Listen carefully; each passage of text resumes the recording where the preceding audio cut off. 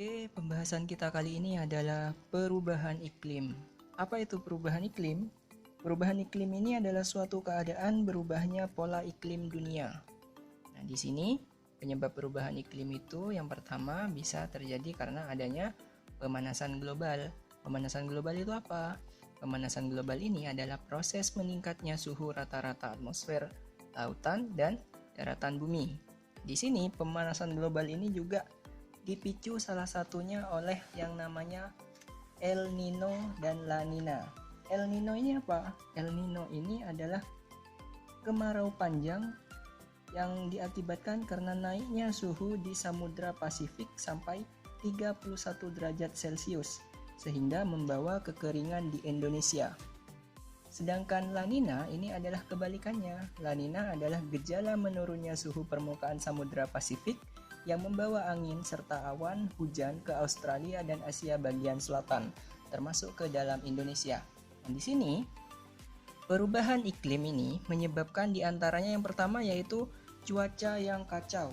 Kemudian yang kedua, ini adanya curah hujan yang tidak menentu. Seperti keadaan pada musim hujan sekarang ini. Musim penghujan sekarang ini hujannya tidak menentu, terkadang setiap hari hujan, terkadang sudah beberapa hari tidak hujan, begitu seterusnya. Yang ketiga yaitu aliran panas dan dingin yang ekstrim. Kemudian yang keempat yaitu arah angin berubah drastis. Berubahnya arah angin ini menyebabkan nanti akan ada yang namanya perubahan musim. Yang kelima yaitu adanya kemarau panjang. Kemarau panjang ini biasanya terjadi di suatu daerah tertentu.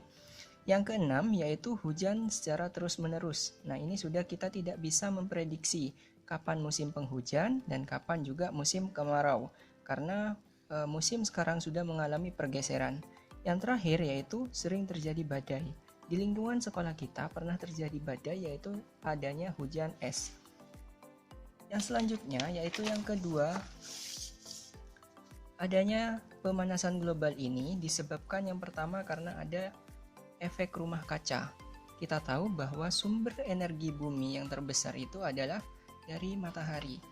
Sinar matahari ini, nah ini bumi, ini atmosfer, ini matahari.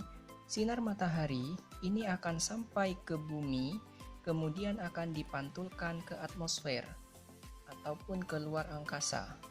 Tapi tidak semuanya ini dipantulkan.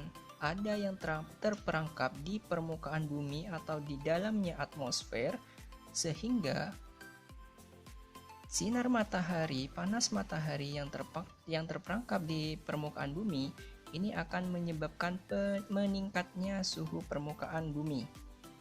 Disebabkan oleh apa? Nah, penyebabnya itu diantaranya adalah gas rumah kaca yang ada di atmosfer. Gas rumah kaca apa saja? Yang pertama, di sini ada uap air. Uap air ini disebabkan karena proses pemanasan cahaya matahari sehingga akan menguapkan air yang ada di laut ataupun yang ada di bumi. Yang kedua yaitu karbon dioksida. Karbon dioksida ini adalah hasil dari pembakaran. Baik pembakaran yang dilakukan untuk membakar sampah ataupun pembakaran yang hasil zat keluaran dari kendaraan bermotor. Yang ketiga yaitu ada metana. Gas metana ini adalah hasil sampingan dari pembusukan sampah organik dan juga hasil sampingan dari sistem pencernaan pada hewan, termasuk diantaranya yaitu sapi. Yang keempat yaitu nitrogen oksida. Nah, nitrogen oksida ini juga salah satu penghasil gas rumah kaca. Yang terakhir yaitu CFC. CFC ini adalah klorofluorokarbon, di mana CFC ini biasanya digunakan sebagai pendingin dari ruangan ataupun pendingin dari kulkas. Yang kedua yaitu ada efek umpan balik dari pemanasan global. Apa itu efek umpan balik? Efek umpan balik ini adalah pemanasan akibat bertambahnya gas-gas rumah kaca seperti karbon dioksida yang menyebabkan lebih banyak air yang menguap ke atmosfer.